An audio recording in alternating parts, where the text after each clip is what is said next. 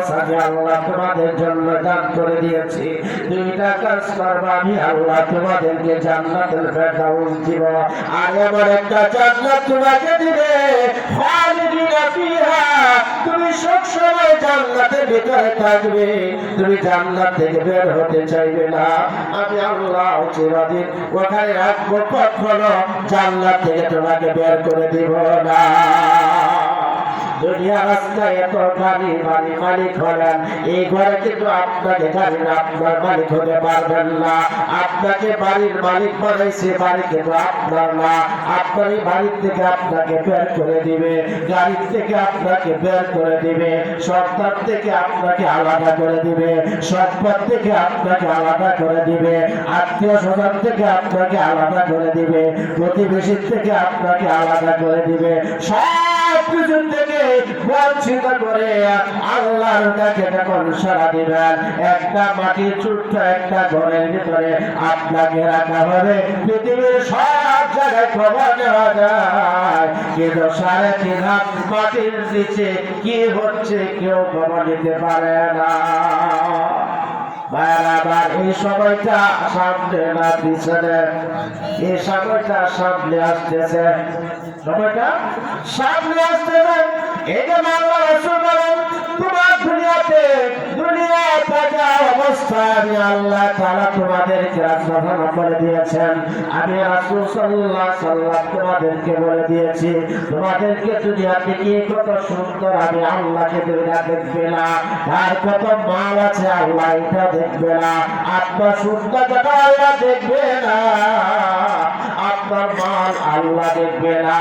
আল্লাহ দেখবে আপনার আমল কতটুকু আছে। কি দেখবে? আপনার আমল কতটুকু আছে, আপনার কত সুন্দর, কত বড় বংশ, কত সম্পদের মালিক আল্লাহ এটা কখনো খুঁজ করে বের করবে না। আল্লাহ রাসূল বলেন, তোমার চেহারাটা কেমন আল্লাহ কখনো দেখবে না। কারণ পৃথিবীর যত মানুষ আছে সবার চেহারা কে দিছে, চেহারা কে দিছে। এই জন্য সুন্দর চেহারা দেখে জান্নাতে যাইতে পারবে না। কারণ জান্নাতে গেলে চেহারা দরকার নাই, জান্নাতে গেলে সম্পদের দরকার নাই, জান্নাতে গেলে আপনার সুন্দর আমলের দরকার। আর আপনার চেহারা যেমনই হোক আল্লাহর কাছে কোনো দাম নাই, যদি আপনি জান্নাতি না হতে পারেন। আর যদি জান্নাতি হয়ে যান, আপনার চেহারা যতই খারাপ হোক আল্লাহর কাছে সবচেয়ে প্রিয় কথা, ঠিক কিনা? এজন্য দুইটা অথবা তিনটা মানুষের চেহারার কথা আল্লাহ রাসূল সাল্লাল্লাহু আলাইহি ওয়াসাল্লাম বলেন। এক নম্বর হলো হযরত লুকমান আলাইহিস সালামের চেহারা। আল্লাহ নিজে কোরআনে উল্লেখ করে দিয়েছেন, সূরাতুল লুকমান আল্লাহ তাআলা অবতীর্ণ করেছেন।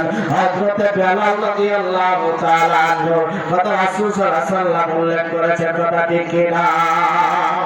তাদের চেহারা খুব সুন্দর না, তাদের বংশ ভালো না, তাদের সম্পদ ছিল না, তারা সম্পদের এত মালিক না, তারা চেহারা এত ভালো না, তারা এত শক্তিশালীও না, এত উচ্চ বংশের মানুষ না, কিন্তু আল্লাহর কাছে সবচেয়ে প্রিয় কথা, ঠিক কিনা?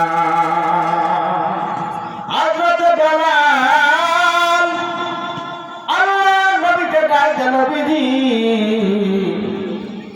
আপনি যখন তেলাওয়াত করেন, ইন্নাকা লা তাহদি মান আহবাবতা ওয়ালাকিন্নাল্লাহা ইয়াহদি মান ইয়াশা। ও নবী, যখন আপনি তেলাওয়াত করেন, যে সমস্ত হেদায়েতের মালিক হচ্ছে আল্লাহ তাআলা, নবীর হাতে কোনো হেদায়েত নাই, কোনো বান্দার হাতে আল্লাহ হেদায়েতের দায়িত্ব দেয় নাই। হেদায়েতের দায়িত্ব একমাত্র আল্লাহর হাতে রেখে দিয়েছেন। আমার বিশ্বাস, যদি মানুষের কাছে হেদায়েত থাকতো, আমার এই কালো চেহারা দেখে কেউ হেদায়েত দিত না। আল্লাহর হাতে রেখে দিয়েছেন। আর হযরতে বেলাল রাদিয়াল্লাহু তাআলার চেহারাটা এত সুন্দর না, তার দাঁত ছিল এলোমেলো, ঠোঁট ছিল মুঠা মুঠা শব্দটা এত সুন্দর আওয়াজের নয়, কিন্তু আল্লাহ আওয়াজ পর্যন্ত তার আজানের আওয়াজ পৌঁছে, কথা ঠিক কিনা? হযরত রাসূল সাল্লাল্লাহু আলাইহি ওয়াসাল্লাম হলো ইমাম, হযরত রাসূল সাল্লাল্লাহু আলাইহি ওয়াসাল্লাম হলো ইমাম, আর ইমামের মুয়াজ্জিন হলো হযরত বেলাল রাদিয়াল্লাহু তাআলা আনহু। বলেন সুবহানাল্লাহ। যেমন ইমাম যেমন মুয়াজ্জিন, কথা ঠিক কিনা? যেমন ইমাম যেমন মুয়াজ্জিন আল্লাহ তাআলার কাছে এত প্রিয় হয়ে গেছেন, কারণ হযরত বেলালের আযান ছাড়া আল্লাহর দরবারে আযান গ্রহণযোগ্য হয় না। কেমন আযান আল্লাহ তাআলা দিয়েছেন, তাদের ঈমানটা কেমন ছিল। হযরত রাসূল সাল্লাল্লাহু আলাইহি ওয়াসাল্লাম যখন ইমামতি করেন, হযরত বেলাল যখন আযান দেন, তখন ওই সাহাবীদের ভিতরে অথবা ইহুদিদের ভিতরে তারা চালাচুরি করে, চালাচুষা করে, আইরে মুসলমানের ভিতরে ভালো মানুষ নাই, সুন্দর চেহারাওয়ালা মানুষ নাই, আযান দিবে, আইরে সুন্দর কণ্ঠ নাই, আযান দিবে। বারবার ইহুদি নাসারারা যখন এমন ভাবে তারা ফিস করে, একজন সাহাবী আরেকজন সাহাবীরে বলে কথাটা সত্যই, কারণ সুন্দর সাহাবীরা আছে, তাদের আওয়াজটা সুন্দর আছে, বেলালের ছাড়া তার কণ্ঠটা সুন্দর। আল্লাহ রাসূল যদি ইচ্ছা করে হযরত বেলালের দায়িত্ব না দিয়া এমন সাহাবীর দায়িত্ব দিতে পারে। ভারত একদিন দুদিন রাসূল সাল্লাল্লাহু আলাইহি ওয়াসাল্লামের কাছে যখন খবরটা এসে গেল, রাসূল সাল্লাল্লাহু আলাইহি ওয়াসাল্লাম বেলালকে পাক দিয়ে আরেকজনকে বললেন, আরেকজন দায়িত্ব দিলেন, আজকে থেকে ফজরের নামাজের আযান এমন সাহাবী পড়বে। বলেন সুবহানাল্লাহ। হযরত রাসূল সাল্লাল্লাহু আলাইহি ওয়াসাল্লাম বললেন, আজকে ফজরের আযান তোমার প্রয়োজন নাই, তোমার প্রয়োজন নাই, আজকে ফজরের আযানের সাহাবী দিবে। হযরত বেলাল মনটা খারাপ হয়ে গেল, চেহারাটা মলিন হয়ে গেল, এমন সময় আল্লাহর দরবারে শেষ হয়ে ওই চেহারাকে, বাবু আমি তো চেহারা মালিক তো আমি না, চেহারা মালিক হয়েছো তুমি, আমার মোটা মোটা খুব এটা আমি বানাই নাই, তুমি বানাইছ, আমার মোটা এলোমেলো এটা তো আমি বানাই নাই, আল্লাহ তুমি বানাইছ, আমার তো দোষ নাই, গলার আওয়াজ আমার ভালো না, এটা তো আমি আল্লাহ বানাই না, আমি না, তুমি আল্লাহ নিজেই বানাইছ।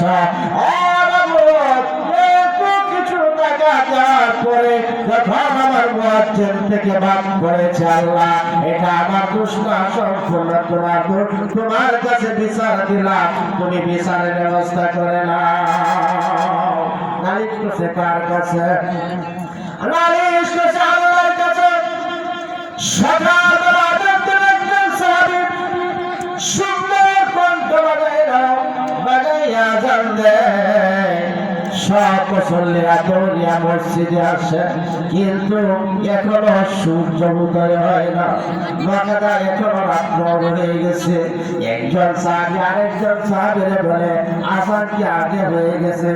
না না, আযান তো আগে হয় নাই, কেন অপেক্ষা করতেছে, কিন্তু এখনো তো বর্ষা হয় না, ফজরের নামাজের সময় হয় নাই, এভাবে বারবার বদল থাকাইতেছে। আল্লাহ পক্ষ থেকে ওই আসমানবী, আজকে আপনার মদিনা মসজিদে আযান হয় না। রাসূল ডাকতে বলেন, আল্লাহ জিবরাইল, আজকে তো আযান আর সুন্দর কণ্ঠে আযান দেওয়া হয়েছে।